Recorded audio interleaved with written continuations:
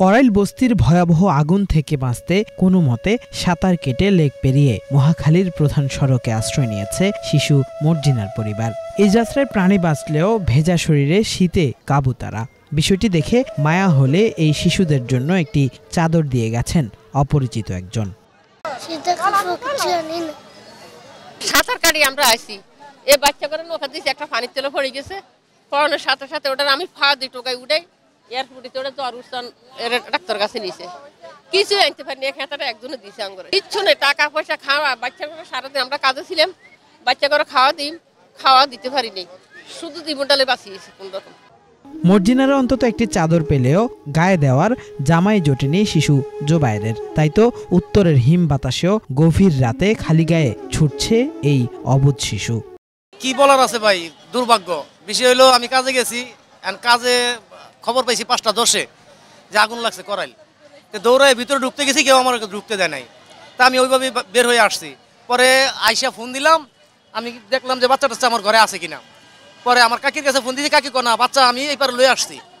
এই হলো আমার, না কিচ্ছু আনতে পারি না। হ্যাঁ অবশ্যই ঠান্ডা লাগবে, এখন তো ঠান্ডা লাগার কথাই, শীত পড়ছে। মঙ্গলবার সন্ধ্যায় ভয়াবহ আগুন লাগে রাজধানীর নিম্নবিত্ত মানুষদের সর্ববৃহৎ আবাসস্থল করাইল বস্তিতে। এতে অন্তত 3000 পরিবার তাদের বাসস্থান ও সহায় সম্বল হারিয়েছে বলে ধারণা করা হচ্ছে। শীতের আগমনী বার্তার মধ্যে সহায় সম্বল হারিয়ে এখন দিশেহারা এই নিঃস্ব মানুষেরা।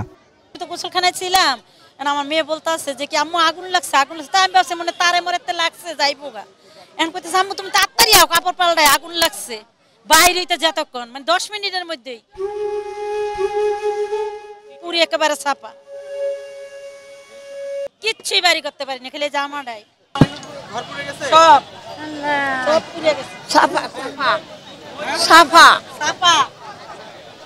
সাফা পুড়ে গেছে, কিছু নাই।